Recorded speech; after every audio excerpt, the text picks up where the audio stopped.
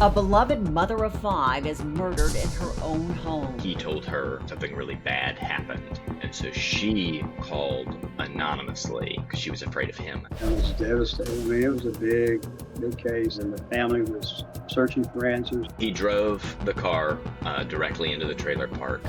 Following the killer's trail on a painful road to justice. The family wanted to hear why he did what he did, how he did what he did, what he was doing in that area to start.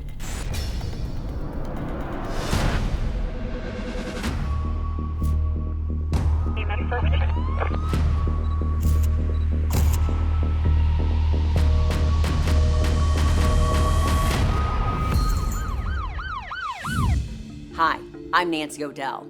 Today's Crime Exposé takes us to Panama Park, Florida, a suburb of Jacksonville located just north of the city center.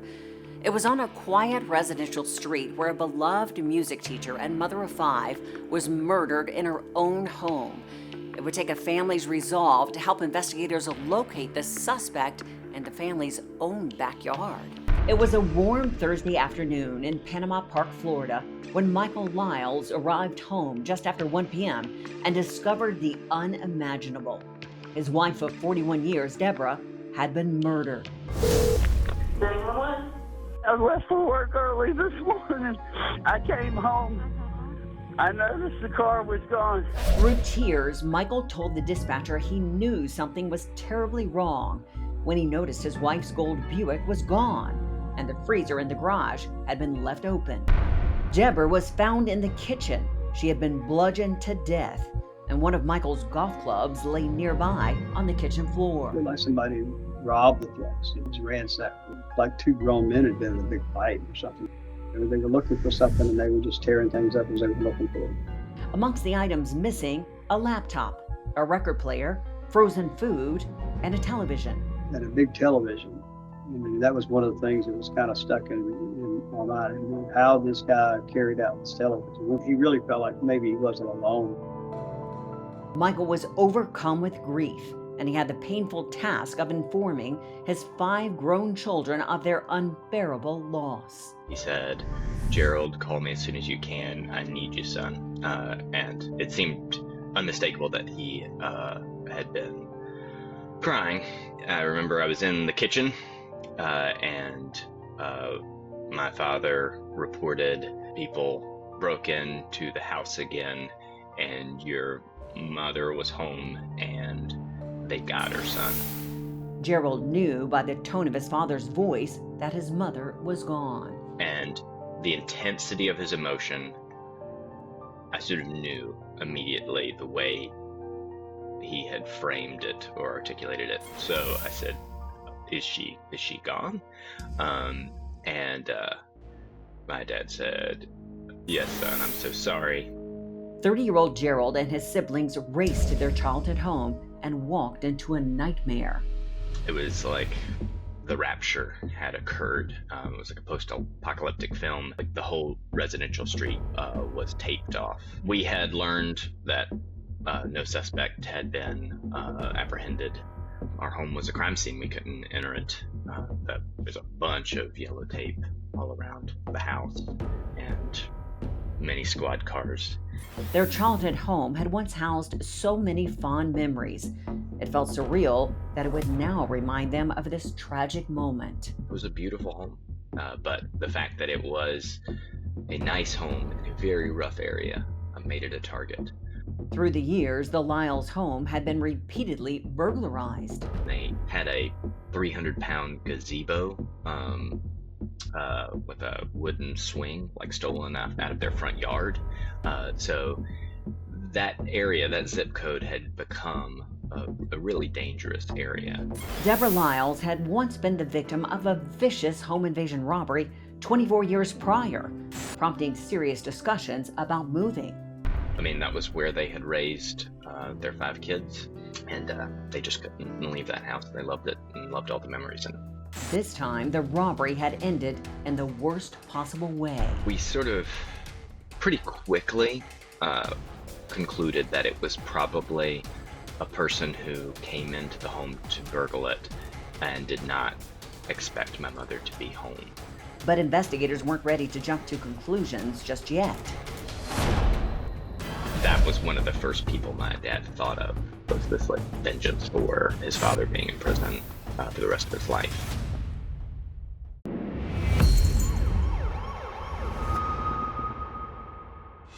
The loss of 62-year-old Deborah Liles sent shockwaves through the community.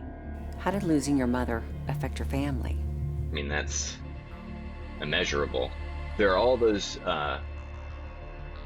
experiences in your life that you reflexively want to share with your parent. My mother would have found out on the day that she was killed the gender of my second child. The beloved mother and music teacher had touched the lives of so many. She was loved by everybody. She was loved by her students at school. She was loved by, of course, Michael. I mean, if there was ever a Romeo and Juliet story, that was probably it. I mean, he just worshipped the ground she walked on. And he really, really took it hard.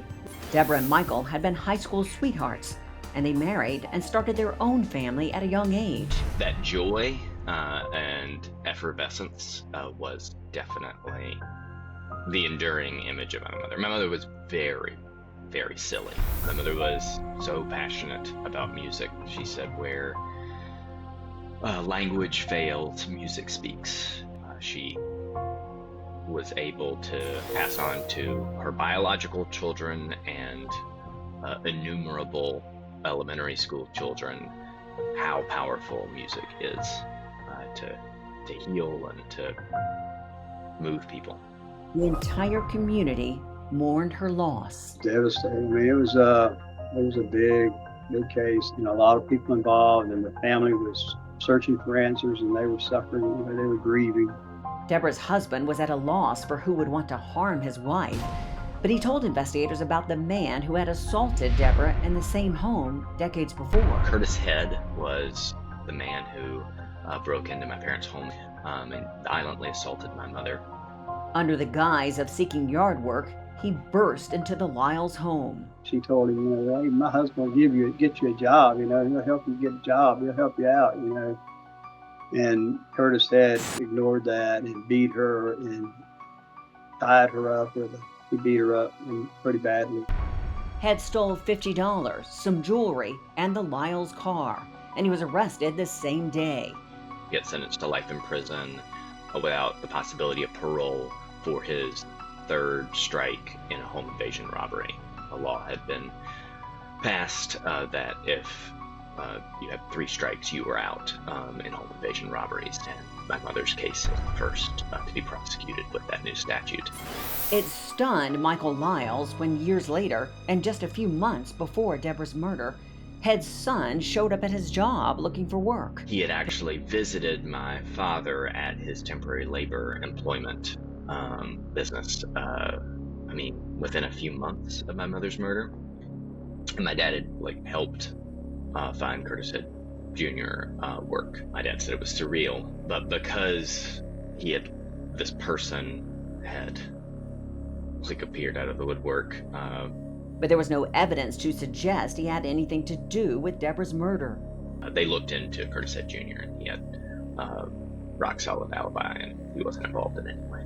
Gerald and his siblings were proactive when it came to their mother's case. One of the more uncomfortable hard lessons from this experience was that as a victim's family member, particularly in a murder case, you want to believe that you really don't have any appropriate role in the investigation, because the professionals, they know how to chase down leads and get the suspect far more quickly than you ever could. They have so much more experience.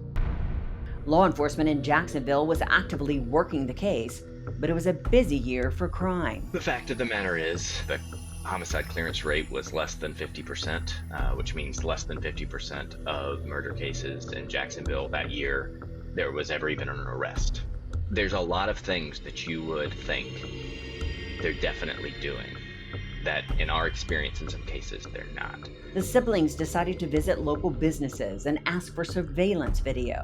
And they went around to residences and they went around to businesses and they were asking for, looking at videos to see if there was any evidence of the mother's car. They wanted to find out if there was evidence of when the car left, where it went, which way it went, and maybe a picture of who was driving.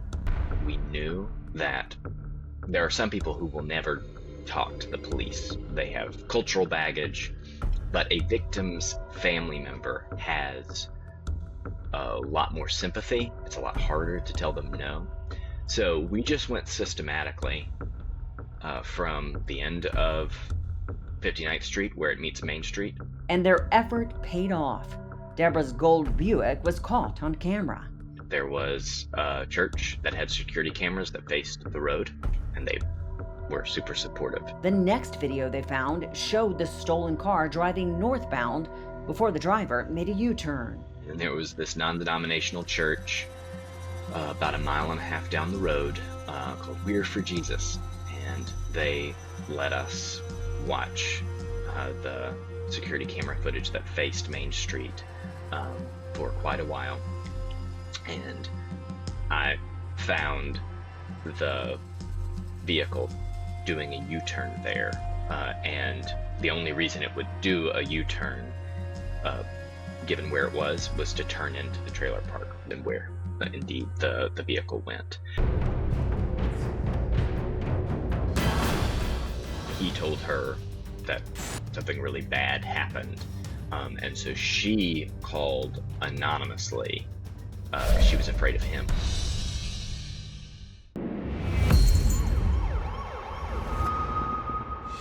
The Liles siblings had just discovered surveillance video of their mother's stolen car fleeing the crime scene. And with each passing second of footage, they were able to narrow down the killer's escape route. He drove the car directly into the trailer park, and there was someone who had a security camera, and the car, my mother's car, stopped. A male figure was seen stepping out of the car. There would have only been 1 or 2 trailers that he potentially could go to. The surveillance video was critical in obtaining a search warrant for the mobile home where 24-year-old Adam Christopher Lawson, a convicted felon, was living with his girlfriend. The trailer was filled. It was like so many stolen goods in it. Just tons and tons of iPads and laptops and smartphones. Lawson had been released from prison 1 year earlier after serving a 6-year sentence for burglary and grand theft. His girlfriend told investigators she was aware of the recent robbery. Apparently, he told her that something really bad happened, and so she called anonymously because she was afraid of him, I think. Neighbors said they saw Lawson burning items in the backyard after detectives spoke to his girlfriend. Police also found a handgun, and because of his prior conviction, they slapped him with an additional charge of possession of a firearm by a felon when he was taken to the Jacksonville Sheriff's Office for further questioning. Ready to go home. A shirtless Lawson was left alone before detectives spoke to him. What the hell is going on? Somebody please come and talk. Detectives left Lawson alone to give him time to reflect. Can I see my wife and my kids, please? I've been asking what's going on. No one's told me anything, please. When they returned, they told him they had proof he had committed the murder, DNA evidence, surveillance video, and incriminating statements from his girlfriend, who was being questioned in a nearby room. I don't know anything. The Jacksonville Sheriff's Office announced his arrest less than 2 weeks after the murder. What did you learn about Adam Lawson after his arrest? We knew that he probably went in believing my mother was not there, that the house was empty. But there was no question when he was discovered, he wasn't going to let her run out of the house. Lawson sat in prison for months before he spoke to any legal counsel. He had malingered, which means he had refused to speak to anyone, including his own counsel, for more than 6 months, which really did throw a monkey wrench in the legal process. He was about to be sent to a mental health facility. Fortunately, he, on a jailhouse call, was recorded saying, "Yeah, I'm playing dumb. We're going to see how long this gets me." And so then he was legally found to be malingering, and the pre-trial process could proceed. When he learned he would be facing the death penalty, Lawson had a change of heart. Grand jury indicted him for first-degree murder, and so they actually go into the jail and rearrest the person, and they also informed him that the state is planning to seek the death penalty. In exchange for a reduced sentence, he agreed to cooperate with the state. He pled guilty and agreed to describe what happened on March 23rd if the state would remove the death penalty. Michael Liles wanted to speak to Lawson before his formal plea hearing. Foremost in his mind were his wife's final moments. That was part of the deal, and he agreed to it. And then on the day of, he refused to meet with my dad. So my whole family was there. It was a crushing blow to Deborah's husband, Michael. The whole family's here. This is adding even more pain onto what you've already done. And he just kept repeating, "I can't do it, I can't do it." And just a month later, the Liles experienced another tragedy. It was like almost a month to the day after that failed meeting that my dad died. Broken heart syndrome was what his death certificate said. It really did seem to sort of like break him. Life was pretty much literally unlivable for him without her. Adam Lawson pled guilty to first-degree murder, armed burglary, grand theft auto, and possession of a firearm by a felon. He also gave prosecutors his version of what transpired at the Liles home. What led to the burgling was they were out of food, and he and his girlfriend had a fight about like how they had no food left. And he stole a cooler and filled it full of food from my parents' garage, fridge, and freezer. Instead of the tragic circumstances surrounding her death, Gerald Liles would like his mother to be remembered by the way she lived her life. I want Debbie Liles' legacy to be as a person who loved people extravagantly and with a joy and a silliness that said, you can't take yourself seriously and love someone recklessly at the same time. Sometimes you have to be goofy to make them smile.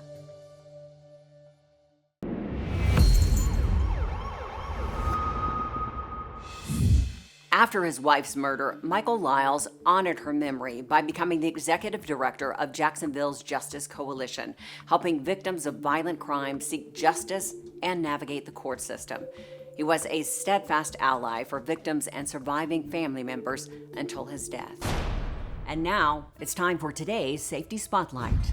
For every victim of a crime, sadly, there are friends and family also affected. Fortunately, there are organizations like the Justice Coalition that work with the Liles and other victims' families. They provide crisis intervention and support throughout the legal process, as well as grief counseling and help with safety planning. I'm Nancy O'Dell. For all of us here at Crime Exposé, please join us next time and stay safe.